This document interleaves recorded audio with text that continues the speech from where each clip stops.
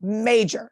I am not privy to discuss yet because it's coming from an inside source that is amazing, that they are directly with the federal government. They are them. And they're saying some crazy stuff is going to come down. I can't say because, I don't want to get involved in a federal investigation. You know what I mean? I can't say, but I got my mind blown at 8:00 this morning. So really? Just so right. So when I say I play with the big boys, okay, I play with the big boys, and I wouldn't say that lightly. People tell me shit. I know a lot of people that I've been close to for many, many years that trust me. So when I'm able to reveal the information, it's going to be revealed. I got no problem with it. Okay. There's so much here. Hold on to that, all of that, because now. Okay. I had to blurt it out because Oh I was dying at 8 a.m. this morning. I was like, what? I was like, oh my God. So I had to say it now because it's been on my mind, but I just can't believe it's coming down the pike. I really can't believe it. And you've texted me since 8 a.m. and you didn't think to bring this up to me? Well, because I just hung up with him a little while ago. Is it because, apparently that I'm a mole, that I tell the whole world everything? Yeah, no. It's when somebody files for bankruptcy, a lot happens. And let's just leave it at that. Remember what happened with Jerzy and Joe when they filed for bankruptcy?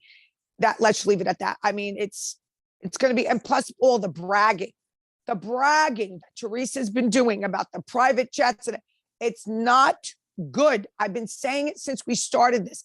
Shut your big fat mouth. Stop saying what you're doing. Stop saying all that shit. Stop saying it. Enough for nothing. Dina Canty, she's right along with them, bragging. We're on this private jet, that private. Like, why are you doing that? First of all, this country is in peril. People are suffering. They lost everything with this COVID. And the two of you are on private jets. Yeah, okay, that's great. I'm glad you're enjoying your life, but shut your mouth. You don't have to go flaunting it to people. Okay, yes. Okay, wait, but go back to Joe Gorga for just a minute. So okay, let's go back to Joe. When he reaches out to this friend and he's, you say two things. So do you think that he is, before we get to this podcast, do you think he is like afraid of you because you play with the big boys, quote unquote? I'm going to say this. This is shocking. I'm going to give Joe Gorga a pass right now. And Melissa, I'm going to tell you why. For me, they did the right thing out of respect. So now, when you ask me, would you rather be loved or feared? We've discussed that. It's feared. I don't know the real reason. I'm not a mind reader. I'm not a psychic. I don't know. So I don't know the real reason. So I'm going to say Joe Gorga and Melissa Gorga get a pass right now. I accept what they said on Andy Cohen. I accept Joe's apology. I accept the fact that they're trying to put out nice things now. For now. Let's accept it for now, David. I'm going to accept it. And I think that they did the right thing. So why hit somebody after they did the right thing right now? Out of respect, I think they did what they did. For whatever reason, we don't know for sure. We could all think, we could all surmise, but I'm going to accept it.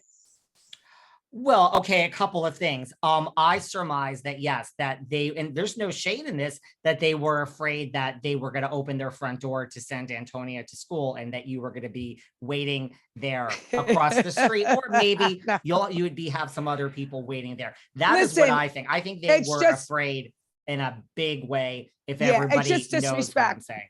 Yeah, it's disrespect. I would never wait across somebody. Listen, people, I wouldn't. I don't do anything myself. I would never. But people were not happy. People that know me, no, I didn't do anything to them, and I don't deserve that. And I have earned respect, and I deserve respect. So what David is saying is kind of in jest, because we're not going to send people, whatever. But people on the street, people in general, are not too thrilled with that kind of talk. They're not too thrilled with that. Well, no, this is why you and I are friends. I totally agree. It's like my big fight with Jill Zarin. The minute that she picked up the phone and actually called me, I then went on air and issued a public apology. She didn't ask me to do an apology. Yes. Like, let's clarify this, people. There's Jill Zarin never said you're gonna do this. I do not do things for fear. No, you do me not, either. you cannot. I do things when I feel now you've done the right thing. That's how I feel. Now we have just erased everything. This is why we're friends. I'm the That's how I exact same feel. way. Yep. Listen, I would walk into Envy right now and buy something and post it. And I would like, why not? And then if she talks on my back again, or she does something, the can of worms gets opened. But right now, I personally think that when I was on the show, I did some stuff to her that hurt her. And, they're forgiving that. I'm ready to walk away from what he did. I mean, he didn't rob me. He didn't, do something to my son. He said something not nice and basically went on and kind of apologized for it. So I'm going to let it go. Life's too short. If it happens again, we come back and we hit harder. But right now, I would have no problem walking into Envy and buying something and checking in or whatever. I got no problem with that. But I also think this is something we're all missing. Remember, on Watch What Happens Live, Andy said, have you spoken to Teresa since the reunion? And Melissa says no. So remember, their loyalty against me was for her. And now I think they realize that Teresa has loyalty to no one. So they don't owe her anything. So if they want to like me, or if they want to be nice to me when they see me, they fuck Teresa. They don't care. They don't care anymore. So now they have the right to do what they want to do, So I think that's a part of it too, that we're missing that aspect of it. Maybe that's a third reason, because I was going to say the first reason I think is that they're just feared for lots of things, which we're not going to mention on air. People are listening, people are recording.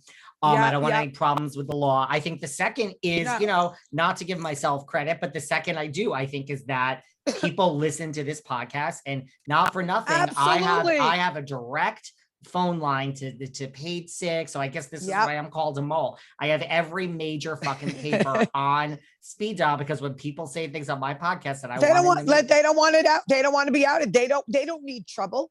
They don't need aggravation from us. So it's much easier to have said, but I think it shocked Andy.